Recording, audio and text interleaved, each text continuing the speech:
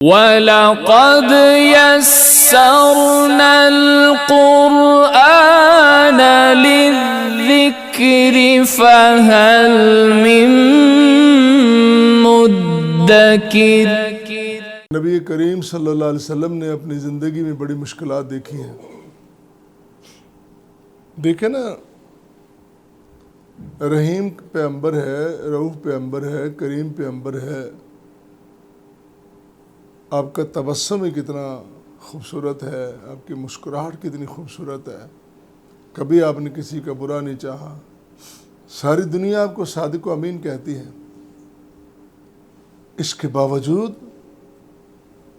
آپ کو تکلیفیں دی لوگوں نے، دان تک شہید کر دیے، سر مبارک آپ کا زخمی کر دیا، جسم لہو لہان کر دیا، کتنی تکلیفیں آپ سہتے رہے۔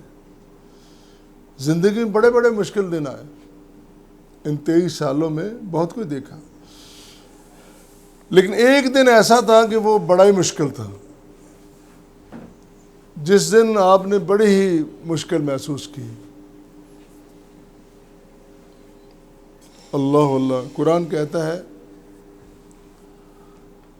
قُلْ لَوْ أَنَّ عِنْدِي مَا تَسْتَعْجِلُونَ بِهِ لَقُضِيَ الْأَمْرُ بَيْنِي وَبَيْنَكُمْ وَاللَّهُ أَعْلَمُ بِالظَّالِمِينَ۔ اسی آیت مبارکہ کی روشنی میں، جس میں اللہ نے فرمایا کہ آپ اعلان کر کے کہہ دیجئے، فرما دیجئے کہ جو تم مانگتے ہو سزا کی بات کرتے ہو، میں عذاب کیوں نہیں دے دیتا، جلدی کر رہے ہو۔ اگر میرے پاس ہوتا تو فیصلہ ہو چکا ہوتا، یہ اختیار میرے پاس ہوتا نا تو فیصلہ ہو چکا ہوتا۔ لَقُضِيَ الْأَمْرُ بَيْنِي وَبَيْنَكُمْ وَاللَّهُ أَعْلَمُ بِالظَّالِمِينَ۔ اللہ تعالیٰ ظالموں سے باخبر ہے، ان کو جانتا ہے، کہ فیصلے ہو چکے ہوتے، تمہیں سزا مل چکی ہوتی۔ یہ رسول کریم صلی اللہ علیہ وسلم نے قرآن کی زبان میں اعلان ضرور کیا ہے،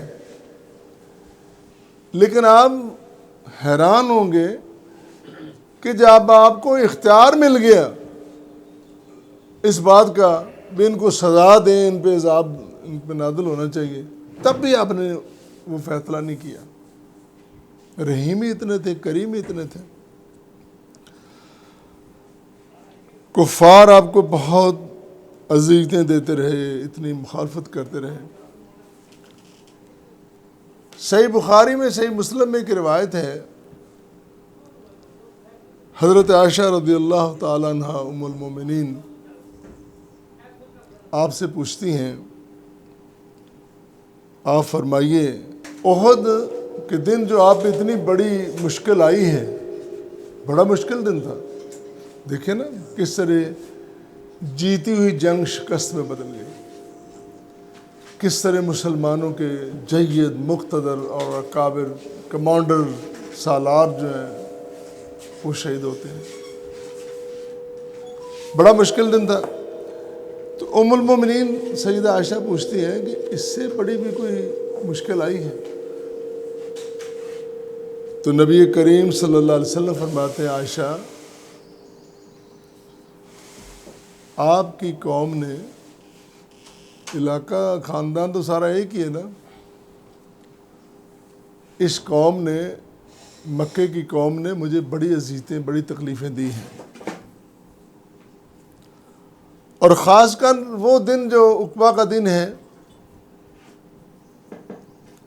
اس سے مراد وہ طائف والا واقعہ ہے، وہ میرے لیے بڑا مشکل ہے۔ نبی کریم صلی اللہ علیہ وسلم مکہ سے نکلتے ہیں، طائف جاتے ہیں، وہاں 3 سردار ہیں جن کی سرداری ہے، زیادہ زمینیں، زیادہ جائیدادیں ان کی ہیں، باقی قوم ساری انہی کی بات مانتی ہے۔ سردار حبیب ہے، سردار مسعود ہے، سردار عبد یعلیل ہے، ان میں زیادہ تکلیف آپ کو عبد یعلیل سے پہنچی ہے۔ اس کی طرف گئے، ان کو آپ نے دعوت دی، اس نے دعوت مانی نہیں۔ صرف ماننا یہاں تک نہیں ہے، بلکہ وہ سارا واقعہ کہ کس طرح وہ نوجوانوں کو پیچھے لگاتے ہیں اور آپ کو تکلیف پہنچتے ہیں۔ آپ صلی اللہ علیہ وسلم فرماتے ہیں کہ جب میں عبد یعلیل کو دعوت حق دیتا ہوں، وہ میری بات کو الٹا جواب دیتا ہے، میں بڑا افسردہ ہو کے واپس آتا ہوں۔ تو قرن الثعلب جو ہے وہاں میں اس کے پاس آتا ہوں، میں وہاں آ کے مجھے ہوش آیا۔ اس کا مطلب ہے کہ اب بے ہوشی طاری ہو جاتی ہے۔ یہ وہ مقام ہے جو اہل نجد کا میقات ہے، جو عمرے پہ جاتے ہیں، جنہوں نے حج کیا، ان کو یہ ساری جگہوں کا، مقامات کا پتہ ہے۔ جب مجھے وہ ہوش آیا تو میں نے جب سر اٹھا کے دیکھا تو مجھ پہ ایک بادل جو ہے نا اس کا سایہ ہے، اور جبریل آئے ہیں۔ جبریل نے آ کے آواز دی مجھے اور مجھے کہا کہ آپ نے جو کچھ فرمایا ان کو، انہوں نے جواب میں جو کچھ کہا، وہ سب کچھ رب نے سن لیا ہے۔ حقیقتاً رب تو سنتا ہے نا، لیکن آپ کا فرمان آپ بیان کرنا ذرا، وہ سب کچھ سن لیا ہے۔ اور میں اپنے ساتھ پہاڑوں کے فرشتے کو لے کے آیا ہوں۔ اس کا مطلب ہے کہ اللہ تعالیٰ نے ڈیوٹیاں لگائی ہوئی ہیں نا، کہ تو نے پہاڑ دیکھنے ہیں، تو نے فضائیں دیکھنی ہیں، تو نے گہرائیاں دیکھنی ہیں، پتہ نہیں کس کس کی کہاں گئے ڈیوٹی، ہمیں تو نہیں نا خبر۔ یہ پہاڑوں والے فرشتے کو میں لے کے آیا ہوں، تو جو آپ حکم دیں گے یہ وہی کام کرے گا۔ اختیار کی بات ہے نا، سارے اختیار اقتدار تو اللہ کے پاس ہے۔ جبریل کہتے ہیں کہ آج یہ حاضر ہوا ہے، جو آپ کہیں گے اسی طرح کرے گا۔ وہ فرشتہ آگے ہوا، اس نے سلام کیا، عرض کیا آقا علیہ السلام سے کہ آپ یہاں تشریف لائے، آپ نے جو فرمایا، انہوں نے جو جواب دیا، وہ سب کچھ رب نے سن لیا ہے۔ اب میں حاضر ہوں،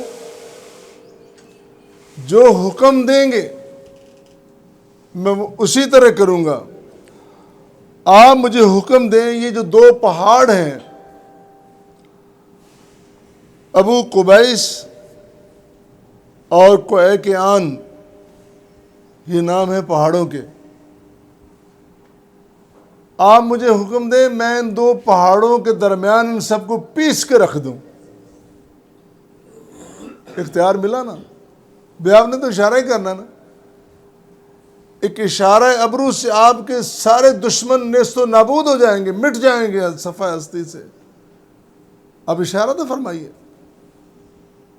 اللہ کے رسول صلی اللہ علیہ وسلم نے کیا فرمایا؟ قرآن کہہ رہے ہیں کہ آپ فرما رہے ہیں کہ اگر میرے پاس یہ اختیار ہوتا تو فیصلے ہو جاتے،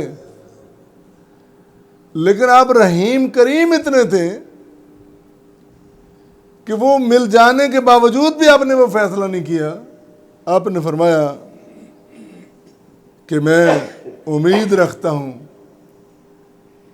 ان کی نسلوں سے، اللہ اللہ، ان کی نسلوں سے ایسے لوگ اللہ پیدا کرے گا جو صرف اور صرف اللہ کی بندگی کریں گے، جو توحید کا پرچم تھامنے والے، جو رسالت کے دامن میں لپٹنے والے، سمٹنے والے، وہ لوگ اللہ پیدا کرے گا۔